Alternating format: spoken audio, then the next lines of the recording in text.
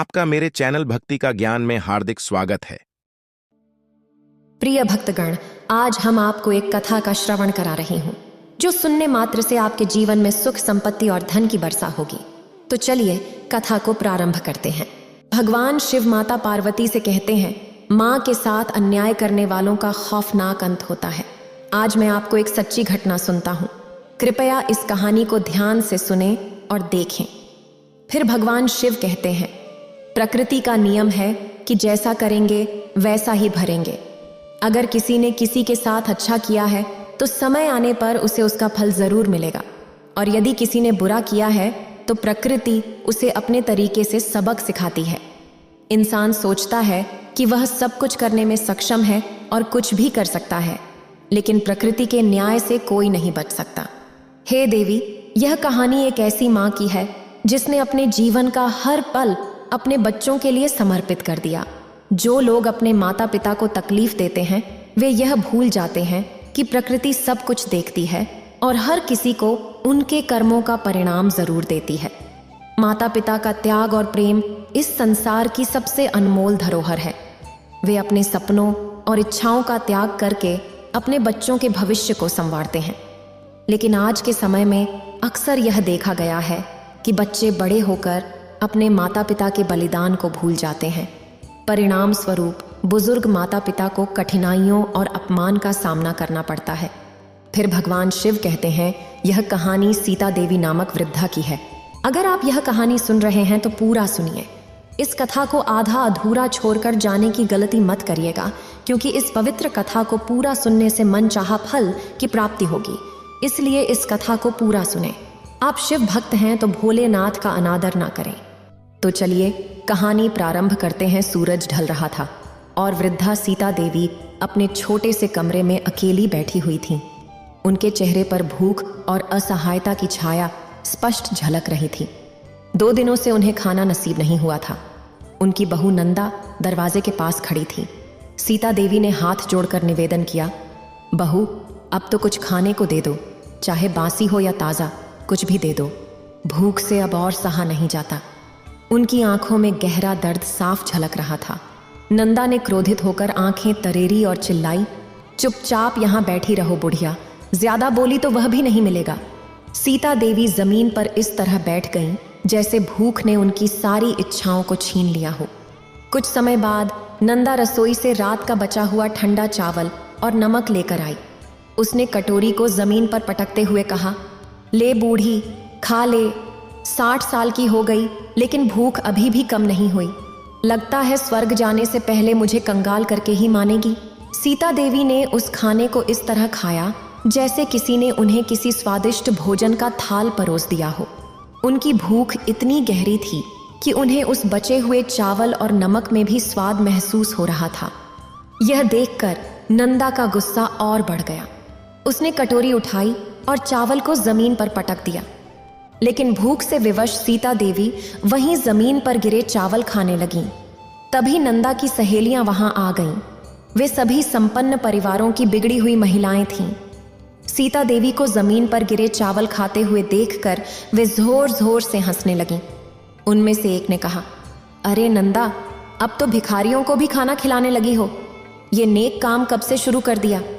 नंदा ने व्यंग्यपूर्ण लहजे में कहा, अरे नहीं, ये मेरी सास है, गांव की अनपढ़ और गंवार औरत है, तभी तो जानवरों की तरह खा रही हैं। उनकी सहेलियों की खिलखिलाहट सीता देवी के आत्मसम्मान को भीतर तक चोट पहुंचा रही थी। लेकिन भूख ने उन्हें इतना मजबूर बना दिया था कि वे शांत मन से अपने चावल खाती रहीं। तभी उनमें से एक सहेली ने मेज पर रखा पिज्जा का एक टुकड़ा उठाया और उसे सीता देवी के सामने फेंक दिया।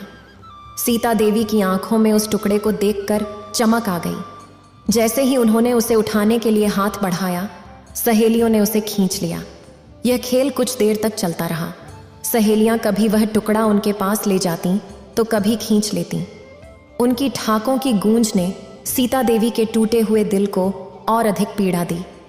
भूख ने सीता देवी को इतना विवश बना दिया था कि वह चुपचाप सहन करती रहीं।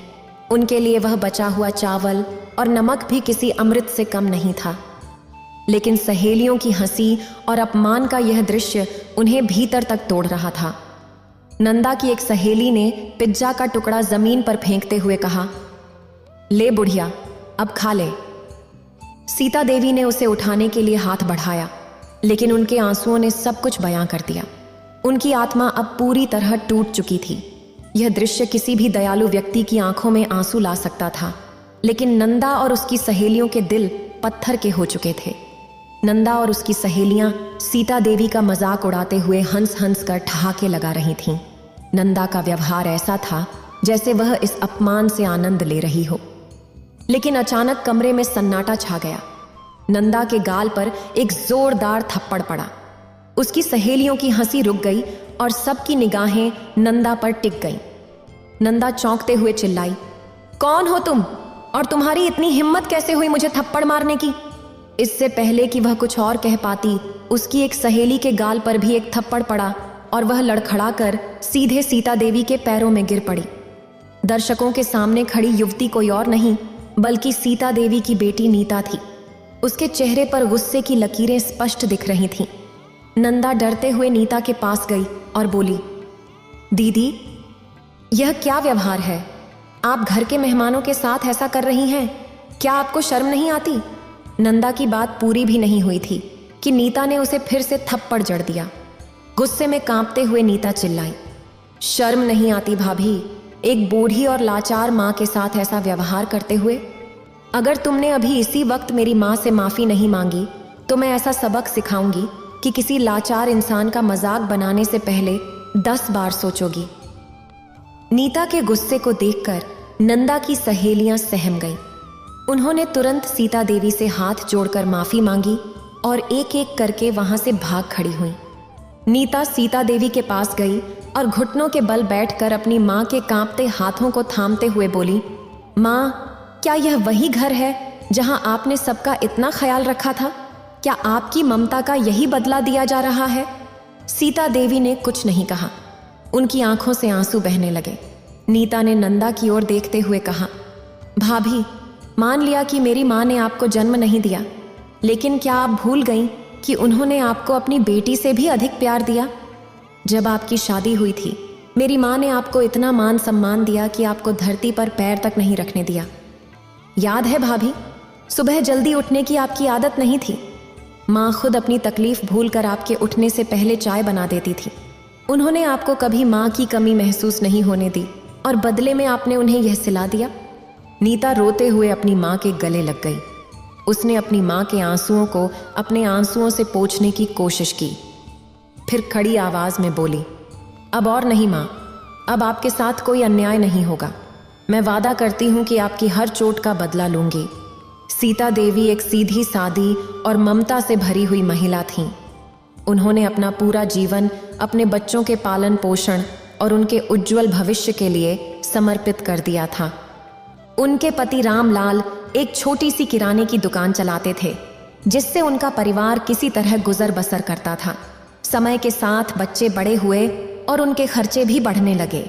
बच्चों की हर जरूरत पूरी करने के लिए रामलाल ने दिन रात मेहनत की। दुकान के अलावा वह रात में मजदूरी भी करते थे।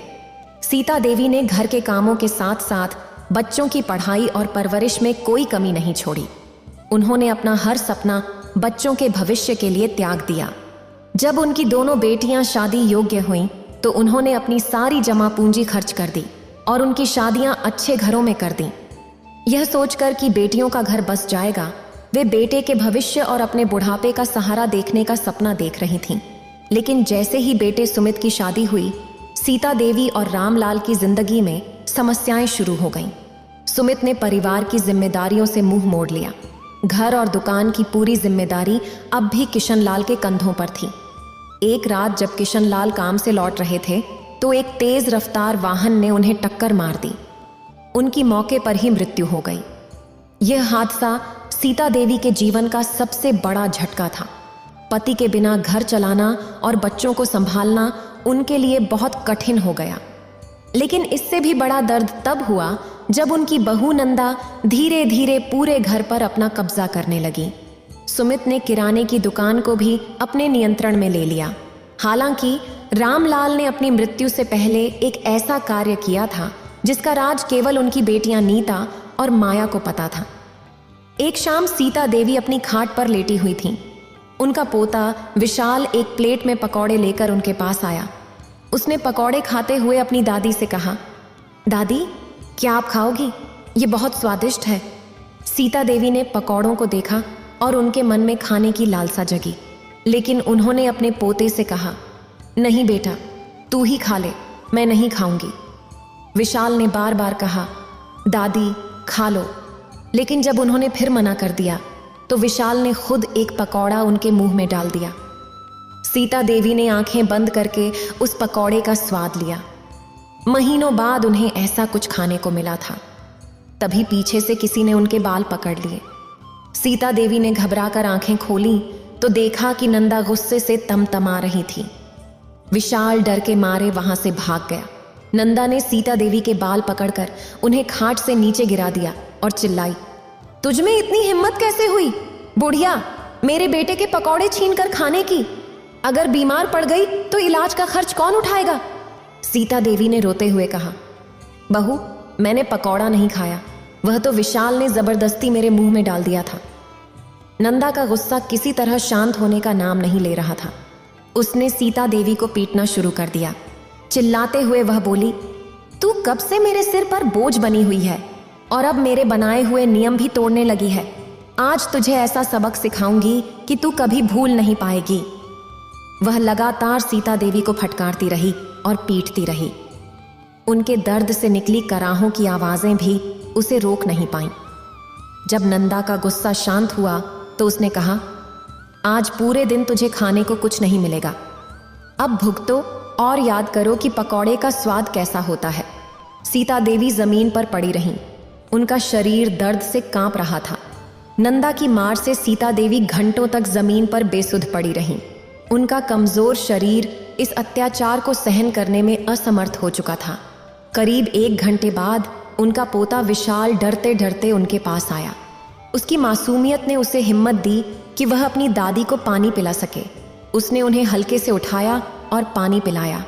जब सीता देवी को होश आया तो उन्होंने धीमी आवाज में पूछा, तू ठीक तो है बेटा? लेकिन डर के कारण विशाल वहां से तुरंत भाग गया। भय ने उसे इतना डरा दिया था कि वह अपनी दादी के पास रुकने की हिम्मत नहीं जुटा सका। सीता देवी लड़खड़ाते हुए उठी और अपनी खटिया पर जाकर बैठ गई। उनके शरीर पर चोटों के निशान और मन में गहरा दर्द था। अब उनका दिन केवल आंगन में या खटिया पर बिताना था। चाहे गर्मी हो, सर्दी हो या बरसात, उन्हें घर के अंदर जाने की अनुमति नहीं थी। सीता देवी अक्सर मक्खियों को उड़ाते हुए अपने अतीत को याद करती थीं, जब यह घर उनकी ममता और प्रेम से भरा हुआ था। वही घर जो कभी उनका संसार था, अब उनके लिए जेल बन चुका था। उनका बेटा सुमित, जो अपने पिता द्वारा बनाई गई दुकान चला रहा था, दिन में कई बार उनके पास से गुजरता, लेकिन उसने कभी रुककर अपनी माँ से उनका हालचाल नहीं पूछा। नंदा का व्यवहार अजीब था। जब सीता देवी की बेटियां घर आती तो वह अचानक विनम्र और सेवा भाव से भरी महिला बन जाती। वह सीता देवी की देखभाल करती, उन्हें साफ कपड़े पहनाती और तरह तरह के व्यंजन परोसती। लेकिन जैसे ही बेटियां अपने घर लौटती, नंदा फिर अपने पुराने स्वरूप में लौट आती। वह दिन रात सीता देवी से काम करवाती और उन्हें तरह तरह की यातनाएं देती। एक सुबह जब सीता देवी को पता चला कि उनकी छोटी बेटी नीता और बड़ी बेटी माया आने वाली हैं, तो उनके चेहरे पर खुशी की लहर दौड़ गई। उन्होंने सोचा, चलो 1 साल बाद कुछ अच्छा खाने को मिलेगा। बेटियों के आने से शायद थोड़ी राहत मिल जाएगी। दूसरी ओर नंदा गुस्से में बड़बड़ा रही थी। इन लोगों को और कोई काम नहीं है जो बार बार मुंह उठाकर चली आती हैं। अब इनके साथ इस बुढ़िया की भी सेवा करो। अगर मेरा बस चलता तो इस बुढ़िया को कहीं भेज देती। न घर की है न घाट की, बस सबकी दुश्मन बनी बैठी है। नीता का आने का समय शाम का था, लेकिन वह अचानक दोपहर में ही पहुंच गई। उसने अपने भैया भाभी को पहले से कोई खबर नहीं दी थी। उसका उद्देश्य सभी को चौंकाना था। जैसे ही नीता ने घर में कदम रखा, उसने अपनी माँ को आंगन में खटिया पर लेटा देखा। उनकी दुर्दशा देखकर उसकी आंखों में आंसू भर आए। वह तुरंत अपनी माँ के पास गई और उनके हाथ पकड़कर धीरे से बोली, माँ, आप कैसी हैं? सीता देवी ने अपनी बेटी को देखा, लेकिन कुछ कहने की हिम्मत नहीं जुटा पाई। माहौल को हल्का करने के लिए नीता मुस्कुराते हुए बोली, मैं तो बताना ही भूल गई, कल दीदी भी आ रही है। नंदा ने चौंकते हुए पूछा, अरे वह क्यों? नीता ने मुस्कुराते हुए कहा, पापा ने जो संपत्ति हमारे नाम पर रखी थी, हम चाहते हैं कि वह सब भैया के नाम कर दी जाए। आखिरकार पापा की जिम्मेदारी उन्होंने ही संभाली है और माँ की देखभाल भी वहीं कर रहे हैं। नीता की बात सुनकर नंदा के चेहरे पर खुशी की लहर दौड़ गई। उसने सोचा, चलो इस बुढ़िया को पालने का कुछ तो फल मिल रहा है, अब सारी संपत्ति हमारे नाम हो जाएगी। नंदा ने मन ही मन नीता को धन्यवाद दिया और उसे अपने जाल में फंसाने की योजना बनाने लगी। सीता देवी ने नीता की बात सुनी और भीतर ही भीतर बेहद आहत हुई। उन्होंने सोचा, मेरी भोली बेटियां, काश वे मेरी आंखों में झांककर मेरा दर्द समझ पाती, काश वे अपने भैया भाभी का असली चेहरा देख पाती। मैं तो चुप हूं, लेकिन अगर अब भी कुछ नहीं कहा तो सब कुछ गलत हो जाएगा। सीता देवी का मन इस बात पर उलझा था कि उन्हें सच बताना चाहिए या नहीं। उन्होंने ठान लिया कि वह नीता को सब कुछ बता देंगी, लेकिन फिर ख्याल आया, अगर मेरी वजह से बेटियों की जिंदगी में कोई मुसीबत आई तो मैं खुद को कभी माफ नहीं कर पाऊंगी। यह सोचकर उन्होंने चुप रहना ही बेहतर समझा। रात को जब सब सो रहे थे, नंदा दबे पांव आई और सीता देवी को जगाकर बाहर चलने को कहा। डरते डरते सीता देवी उसके पीछे चल पड़ी। नंदा उन्हें रसोई में ले गई और वहां पहुंचते ही उनकी कमर पर जोर से बेलन मारते हुए बोली, बहुत आराम फरमा रही हो बुढ़िया, अगर तुमने अपनी जुबान खोली तो याद रखना तुम्हारे साथ क्या होगा। ये मार पिछली बार की तुलना में ज्यादा दर्दनाक होगी। नंदा की आंखों में क्रोध भरा हुआ था। उसने कहा, एक बार तुम्हारी बेटी अपने हिस्से की संपत्ति छोड़ दे तो मुझे यह नाटक करने की जरूरत भी नहीं पड़ेगी। सीता देवी ने हाथ जोड़कर कहा, बहू मैं कुछ नहीं कहूंगी, बस मुझे मत मारो। उनकी आवाज में दर्द और बेबसी थी। इस घटना के बाद सीता देवी ने अपने दिल का दर्द भीतर ही दबा लिया। वे अपनी बेटियों से कुछ नहीं कह पाईं। अगले दिन उनकी छोटी बेटी माया भी घर आ गई।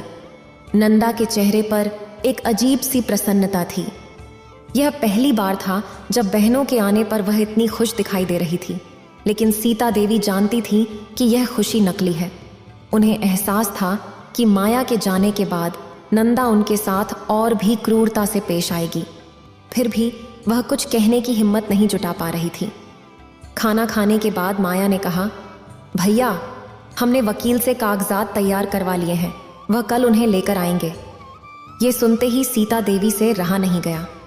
कांपती हुई आवाज में उन्होंने कहा, बेटा यह सब करने की क्या जरूरत है? तुम्हारे पापा ने जो भी किया सोच समझकर ही किया होगा।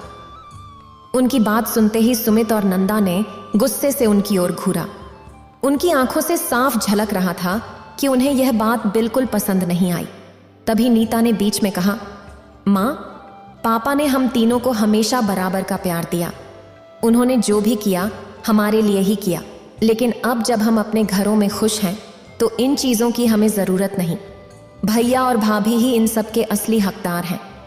आखिरकार पापा की सारी जिम्मेदारियां भैया ने ही संभाली हैं और अब आपकी देखभाल भी वही कर रहे हैं। नीता की बात सुनकर सुमित और नंदा के चेहरे पर खुशी की लहर दौड़ गई। वे दोनों मन ही मन प्रसन्न हो रहे थे। नंदा ने सोचा, एक बार यह बहनें अपनी संपत्ति छोड़ दें तो मैं इन्हें हमेशा के लिए इस घर से दूर कर दूंगी। सुबह नीता और माया ने नंदा से कहा, भाभी हम माँ के लिए बाजार से कुछ सामान लेने जा रहे हैं, पता नहीं फिर कब आना होगा, इसलिए इस बार माँ के लिए पूरी व्यवस्था करके जाएंगे। और हाँ, 1 घंटे में हम वकील को लेकर भी लौटेंगे। यह सुनकर नंदा के मन में लालच जाग उठा। उसने सोचा, इन बहनों से जल्द कागजों पर हस्ताक्षर करवा लूं ताकि यह घर पूरी तरह से हमारा हो जाए। जैसे ही दोनों बहनें घर से बाहर गईं, नंदा ने अपने असली रंग दिखाने शुरू कर दिए। उसने अपना गुस्सा सीता देवी पर निकालना शुरू कर दिया। नंदा उनके पास गई, अपने हाथ में पनीर का एक टुकड़ा लिया और व्यंग्यात्मक स्वर में बोली, ले बुढ़िया, तुझे पनीर के पकौड़े खाने का बहुत शौक है ना? देख कितना बड़ा पनीर का टुकड़ा लाई हूं, खा ले। इसके बाद उसने उस पनीर के टुकड़े पर ढेर सारी लाल मिर्च पाउडर डाल दी और क्रोधित होकर बोली, अब खा इसे। सीता देवी ने डरते हुए कहा, बहू, इतनी मिर्च मैं नहीं खा सकती। मेरी बेटियां भी यहाँ नहीं हैं जो मुझे बचा लेंगी। उन्होंने हाथ जोड़ते हुए निवेदन किया, बहू, एक बार तूने मुझे जबरदस्ती खराब खाना खिलाया था जिससे मैं 15 दिन तक बीमार रही। अब इतनी मिर्च से मैं मर जाऊंगी। अगर मर गई तो भी चलेगा, लेकिन अगर बच गई तो बहुत तड़पूंगी। बहू, ऐसा अन्याय मत करो। अगर तुम्हें मुझसे इतना कष्ट है तो मुझे जहर लाकर दे दो। मैं खाकर हमेशा के लिए तुम्हें छोड़ दूंगी, लेकिन ऐसे रोज रोज मुझ पर अत्याचार मत करो।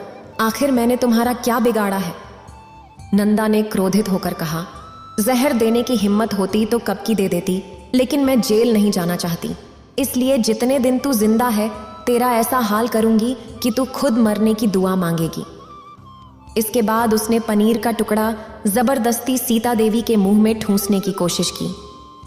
तभी पीछे से नीता और माया ने आकर नंदा को जोर से धक्का दिया। पनीर का टुकड़ा दूर जा गिरा।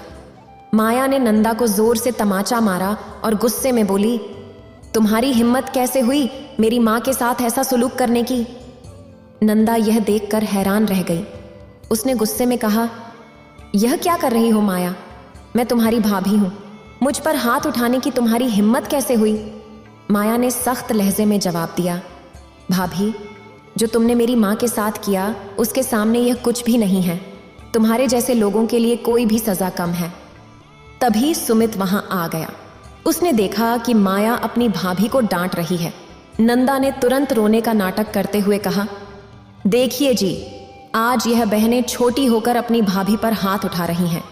मैंने इनकी कितनी देखभाल की, लेकिन आज यह मुझे मार रही है। सुमित ने गुस्से में माया से पूछा, यह सब क्या हो रहा है? तुम लोग यहाँ क्या करने आई हो? माया ने शांत लेकिन दृढ़ स्वर में कहा, हम अपनी माँ के सम्मान के लिए यहाँ आए हैं। सुमित ने व्यंग्यपूर्ण लहजे में कहा, यह घर मेरा है और यहाँ अब सिर्फ मेरा और नंदा का हुक्म चलेगा। अगर तुम्हें कोई परेशानी है तो अपनी माँ को अपने साथ ले जाओ। और हाँ, मुझे पता है कि तुम लोग वकील के साथ मेरी दुकान पर गई थी। तुमने अपना हिस्सा मेरे नाम कर दिया है। अब मुझे तुम्हारी किसी चापलूसी की जरूरत नहीं। यह सुनकर नीता और माया हंस पड़ी। नीता ने कहा, भाई, आपको लगता है कि हमने अपना हिस्सा तुम्हारे नाम कर दिया है। असल में हम वकील के साथ इसलिए गए थे ताकि तुम्हारे और भाभी के खिलाफ अपनी योजना को सफल बना सकें। हमें पता था कि तुम दोनों चालाकी करोगे, इसीलिए हमने तुम्हारे सामने ऐसा दिखावा किया। सुमित और नंदा के चेहरे पर चिंता साफ नजर आ रही थी। नीता ने कहा, भाभी, आपको याद है वह दिन जब विशाल ने माँ को पकौड़ा खिलाया था? उसी दिन मैंने आपकी सारी बातें सुन ली थीं। उसी समय मुझे समझ में आ गया था कि आप माँ के साथ कितना बुरा व्यवहार करती हैं। उस समय मैंने माया दीदी को फोन किया और यह योजना बनाई कि आपको सबक सिखाया जाए। नंदा ने घबराते हुए पूछा, यह क्या योजना है? तुम लोग यहाँ क्या करने आए हो? नीता ने गंभीर स्वर में कहा, भाभी, हम चाहते तो उसी दिन यहाँ आकर आपको बेनकाब कर देते, लेकिन इसमें उतना मजा नहीं आता। अब आपकी असलियत सभी को पता चलेगी।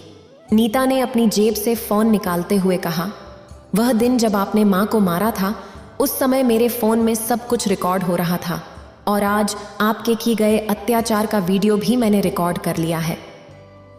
यह दोनों सबूत आपको और भैया को जेल भिजवाने के लिए काफी हैं। माया ने आगे कहा, जब मैं और दीदी बाजार गए थे तब हमने घर के एक कोने में एक छोटा सा कैमरा लगा दिया था। हमें पता था कि जैसे ही हम जाएंगे आप माँ के साथ दुर्व्यवहार करेंगी, और वही हुआ जैसा हमने सोचा था। अब सब कुछ रिकॉर्ड हो चुका है। अपनी बेटियों की बातें सुनकर सीता देवी की आंखों में आंसू आ गए। कांपती हुई आवाज में उन्होंने पूछा, क्या सच में अब कोई मुझ पर हाथ नहीं उठाएगा? नीता ने उनकी ओर प्यार से देखा और कहा, नहीं माँ, अब कोई आपको छू भी नहीं सकता। अगर किसी ने ऐसा करने की कोशिश की तो हम उसे ऐसा सबक सिखाएंगे जो वह जिंदगी भर नहीं भूल पाएगा। सीता देवी ने गहरी सांस लेते हुए कहा, जानती हो बेटा, जब वह मुझे मारती थी तो मैं 2-2 दिन तक बिस्तर से नहीं उठ पाती थी। कभी कभी तो दर्द इतना बढ़ जाता था कि उल्टियां होने लगती थीं। माया की आंखों में आंसू भर आए। उसने कहा, माँ, आपने हमें पहले यह सब क्यों नहीं बताया? आप इतने अत्याचार सहती रहीं और चुप रहीं। सीता देवी ने धीरे धीरे कहा, बेटा, मुझे डर लगता था। मुझे लगता था कि अगर मैंने कुछ कहा तो वे मुझे घर से बाहर निकाल देंगे, और अगर मुझे उन्होंने घर से निकाल दिया तो मैं कहाँ जाती। मैं तुम्हारे ससुराल जाकर तुम्हारी जिंदगी में बोझ नहीं बनना चाहती थी। कांपती हुई आवाज में सीता देवी ने कहा, मैं तो फिर भी सह लेती थी, लेकिन उस दिन जब तुम्हारे भाई ने मुझे मारा तो मुझे अपनी हड्डियों के चटकने की आवाज सुनाई दी। उसने लोहे की बाल्टी से मेरे सिर पर मारा था। मुझे लगा उस दिन मैं मर जाऊंगी। अपनी माँ की बातें सुनकर दोनों बहनों की आंखें गुस्से और दुख से भर गईं। नीता ने कहा, माँ, अब आपकी हर चोट का हिसाब होगा। हम इन दोनों को ऐसी सजा दिलवाएंगे कि कोई और बेटा या बहू अपनी बूढ़ी माँ के साथ ऐसा करने की सोच भी नहीं सके। माया ने नंदा और सुमित की ओर घूरते हुए कहा, तुम दोनों ने जो किया है उसके लिए जेल जाना ही होगा। अब तुम अपने कर्मों का परिणाम भुगतोगे। नंदा और सुमित के चेहरे पर डर साफ दिख रहा था। नंदा तुरंत नीता के पैरों पर गिर पड़ी और रोते हुए कहने लगी, दीदी, हमें माफ कर दो, हमसे गलती हो गई। यह सब हमारे लालच और गुस्से के कारण हुआ। हम वादा करते हैं कि अब से माँ के साथ अच्छा व्यवहार करेंगे, बस हमें जेल मत भेजो। लेकिन माया ने सख्त स्वर में जवाब दिया, भाभी, जब आप माँ को पीटती थीं तब क्या आपको यह ख्याल आया था कि आप कितनी बड़ी गलती कर रही हैं? माँ की हर चीख और आह आपके कानों में गूंजी होगी, लेकिन फिर भी आपने उन पर अत्याचार किया। अब माफी मांगने से कुछ नहीं होगा। इतने में दरवाजे पर दस्तक हुई। नीता ने दरवाजा खोला तो देखा पुलिस खड़ी थी। उसने पुलिस को अंदर बुलाया और कहा, यही वे लोग हैं जिन्होंने हमारी माँ को प्रताड़ित किया। हमारे पास उनके खिलाफ सबूत भी हैं। पुलिस ने नंदा और सुमित को हिरासत में ले लिया। नंदा गुस्से और डर से चिल्लाते हुए बोली, दीदी, हमें माफ कर दो। हम वादा करते हैं कि अब से माँ का ध्यान रखेंगे। कृपया हमें जेल मत भेजो। लेकिन नीता ने सख्त लहजे में जवाब दिया, अब बहुत देर हो चुकी है। आपको अपने कर्मों का फल भुगतना ही होगा। पुलिस के जाने के बाद सीता देवी की आंखों में आंसू थे। उन्होंने अपनी बेटियों की ओर देखा और कांपती हुई आवाज में पूछा, बेटा, क्या अब सच में कोई मुझ पर हाथ नहीं उठाएगा? नीता ने उनकी ओर प्यार से देखा और कहा, नहीं माँ, अब आपको कोई छू भी नहीं सकता। अब आप इस घर में सम्मान और सुकून के साथ रहेंगी। सीता देवी ने रोते हुए कहा, जानती हो बेटा, जब वे मुझे मारते थे तो मैं पूरी रात दर्द से तड़पती रहती थी। कभी कभी तो ऐसा लगता था कि मैं मर जाऊंगी। माया ने अपनी माँ को गले लगाते हुए कहा, माँ, अब आपको कोई दर्द नहीं सहना पड़ेगा। हम आपके लिए हर संभव प्रयास करेंगे। नीता और माया ने अपनी माँ के लिए तुरंत एक सहायिका नियुक्त कर दी जो हर समय उनकी देखभाल कर सके। उन्होंने यह भी तय किया कि वह हफ्ते में कम से कम 2 बार अपनी माँ से मिलने आएंगी। नंदा और सुमित को जेल की सजा हो गई। वहां उन्होंने अपने किए हुए अन्याय और अपराधों के लिए पश्चाताप किया।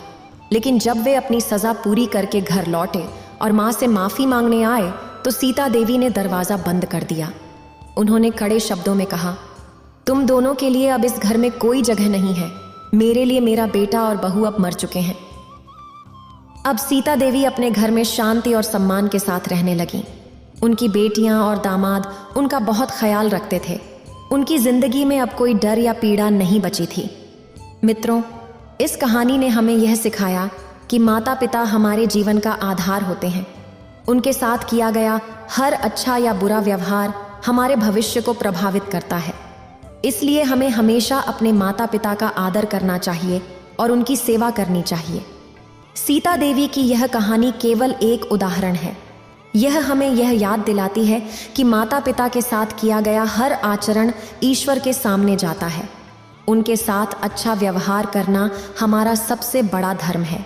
प्रिय दर्शकों, आगे की कहानी में आपको एक ऐसा अनमोल संदेश मिलेगा जो आपके जीवन को नई दिशा देगा।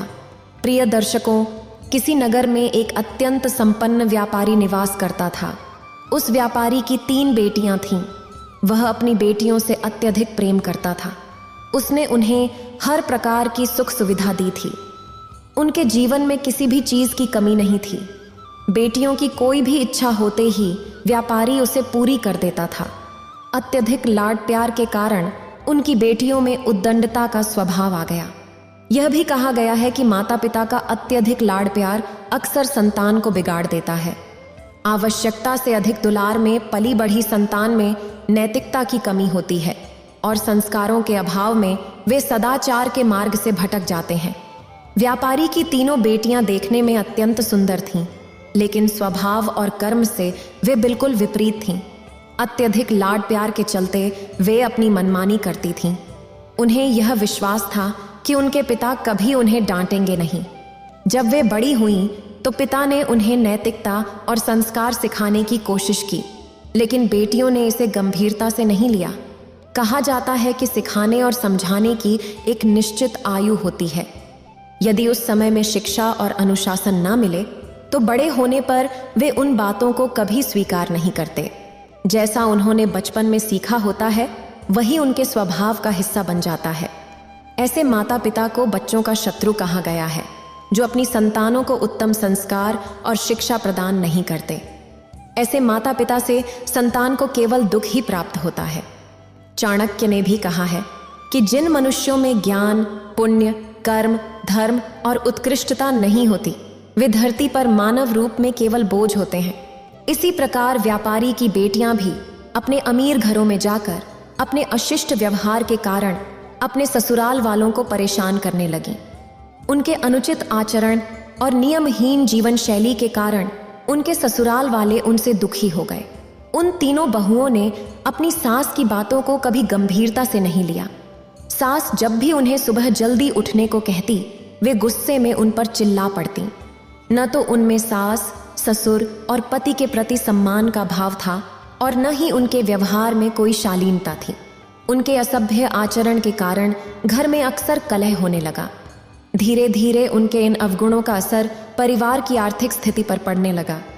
व्यापार में लगातार घाटा होने लगा और जिस काम में पैसा लगाया जाता वह असफल हो जाता।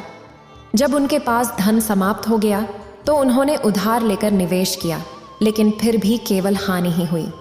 धीरे धीरे वे पूरी तरह कर्ज में डूब गए और सड़क पर आ गए। उनके सारे व्यापारिक उपक्रम बंद हो गए। घर में झगड़े और तनाव बढ़ने लगे। पतियों पर इतना कर्ज चढ़ गया कि घर और जमीन बेचकर उसे चुकाना पड़ा। अंततः उनके पास कुछ भी नहीं बचा और वे एक झोपड़ी बनाकर रहने लगे। हालांकि वे तीनों बहनें गरीबी का जीवन स्वीकार करने को तैयार नहीं थीं। हमेशा ऐश्वर्य और सुख सुविधाओं में रहीं। वे बहनें झोपड़ी में रहकर अपमानित महसूस करती थीं। एक दिन उन्होंने अपने ससुराल वालों से लड़ाई झगड़ा किया और अपने पिता के घर लौट आईं। वहां आकर वे फिर से आरामदायक और विलासितापूर्ण जीवन जीने लगीं। उनके पिता ने उन्हें पहले कभी अनुशासन नहीं सिखाया था और अब भी वे उन्हें कुछ नहीं समझा पाए। उनकी इस मनमानी के कारण सेठ के घर से भी लक्ष्मी का वास धीरे धीरे समाप्त होने लगा। व्यापार में घाटा होने लगा और आर्थिक स्थिति दिन प्रतिदिन खराब होती चली गई। सेठ अत्यंत दुखी रहने लगे, लेकिन उनकी बेटियों को इसकी कोई परवाह नहीं थी। सेठ ने भी कर्ज लिया, लेकिन बेटियों के खर्चों में कोई कमी नहीं आई। इस दौरान माता लक्ष्मी ने भगवान से कहा, हे प्रभु, इन कन्याओं के अनुचित आचरण के कारण मैंने 4 घरों से विदा ली है, लेकिन उनका स्वभाव अभी भी नहीं बदला। जिस घर में भी वे जाती हैं वहां दरिद्रता फैल जाती है। सेठ को इस बात का आभास भी नहीं है कि उनकी हरकतों के कारण यह गरीबी आई है। कृपया उन्हें सच्चाई का बोध कराएं। भगवान साधु का रूप धारण कर सेठ के घर पहुंचे। दरवाजे पर खड़े होकर साधु ने भिक्षा मांगी। तीनों बेटियों ने साधु को देखा, लेकिन उन्हें भिक्षा देने की बजाय वे चारपाई पर बैठी बातें करती रहीं। थोड़ी देर बाद सेठ आया और साधु को देखकर उनका आदरपूर्वक स्वागत किया। सेठ ने साधु को अपनी कठिनाइयों के बारे में बताया। सेठ ने कहा, हे साधु महाराज, कुछ समय पहले मेरी आर्थिक स्थिति बहुत अच्छी थी। लाखों का व्यापार होता था, लेकिन अब सब बर्बाद हो गया है। मेरी बेटियों के ससुराल वाले भी गरीब हो गए हैं। उनकी सारी संपत्ति बिक चुकी है। मुझे समझ नहीं आ रहा कि यह सब अचानक कैसे हो गया। भगवान साधु के रूप में मुस्कुराए और बोले, सेठ, तुम्हारी और तुम्हारी बेटियों के ससुराल में दरिद्रता का कारण तुम्हारी यही तीनों बेटियां हैं। इनकी अनुशासनहीनता और आलस्य ने देवताओं को अप्रसन्न कर दिया है। ये सुबह सूरज निकलने के बाद उठती हैं, भोजन के बाद स्नान करती हैं और कभी पूजा अर्चना नहीं करती। इनके रहन सहन के कारण घर का माहौल दूषित हो गया है।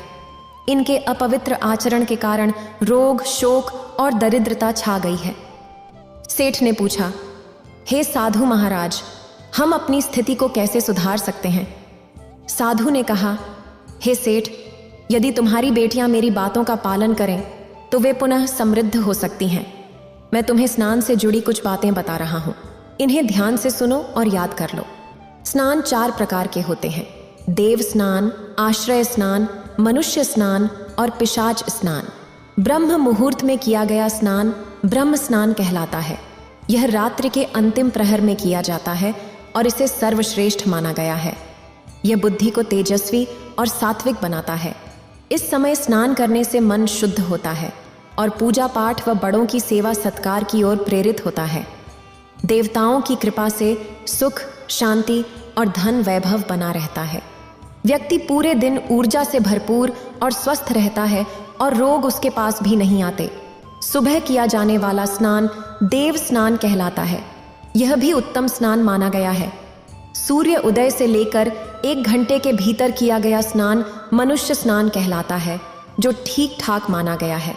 चौथा प्रकार है पिशाच स्नान, जो सूर्य निकलने के 2 घंटे बाद से लेकर पूरे दिन तक किया जाता है। यह स्नान करने वाला व्यक्ति आलसी और नकारात्मकता से भरा रहता है। शुभ कर्मों का विचार भी उसके मन में नहीं आता। उसका मन अपवित्र विचारों और अनुचित इच्छाओं की ओर भागता है। तामसिक प्रवृत्ति का व्यक्ति बनकर वह साधु सेवा और परोपकार से दूर हो जाता है। दुर्भाग्य उसका पीछा नहीं छोड़ता। अपवित्रता के कारण दिव्य शक्तियां उससे विमुख हो जाती हैं, जिससे वह रोग, दुख और दरिद्रता से घिर जाता है। रात्रि और संध्या के समय जब तक अत्यंत आवश्यक ना हो, स्नान से बचना चाहिए। मनुष्य को इन 3 प्रकार के स्नान ही करने चाहिए, क्योंकि यही गुण, कर्म और विचारों को शुद्ध करते हैं। स्नान करते समय देवताओं और ईश्वर का आवाहन करना चाहिए, जिससे भीतर सद्गुण उत्पन्न हो। भोजन के तुरंत बाद स्नान नहीं करना चाहिए, क्योंकि इससे स्वास्थ्य हानि होती है और धन की देवी लक्ष्मी रुष्ट हो जाती है। मनुष्य यदि अपना स्नान करने का तरीका सुधार ले तो बाकी चीजें स्वतः ठीक हो जाती हैं। अनुशासन और शास्त्र के अनुसार उठने और स्नान करने से मनुष्य की बुद्धि प्रखर होती है, अन्यथा मलिन बुद्धि से जीवन में विनाश के मार्ग खुल जाते हैं। प्रिय दर्शकों, नित्य स्नान करने से ये 10 लाभ मिलते हैं। पहला, बल की प्राप्ति। दूसरा, रूप सौंदर्य में वृद्धि। तीसरी, ध्वनि में स्पष्टता। चौथा, शब्दों का सही उच्चारण। पांचवां, स्पर्श का उचित ज्ञान। छठा, गंध और दुर्गंध से मुक्ति। सातवीं, पवित्रता। आठवीं, त्वचा की चमक। नौवां, शरीर की कोमलता। 10वां, उत्तम स्वास्थ्य और आकर्षण। यदि स्नान उचित समय पर किया जाए तो इसके अतिरिक्त और भी अनेक लाभ होते हैं। इस प्रकार साधु ने सेठ को समझाया। सेठ की तीनों बेटियों ने उसी दिन से अपनी दिनचर्या बदल ली। धीरे धीरे उन्होंने अपनी खोई हुई संपत्ति और वैभव पुनः प्राप्त कर लिया। इसीलिए कहा गया है कि मनुष्य को अपने जीवन में नियम और अनुशासन बनाए रखना चाहिए। ऐसा करने से सुख, शांति और धन की वृद्धि होती है। अगर आपको ये वीडियो अच्छी लगी हो तो लाइक करें और शेयर करें और मेरे चैनल भक्ति का ज्ञान को सब्सक्राइब करें। आपका धन्यवाद।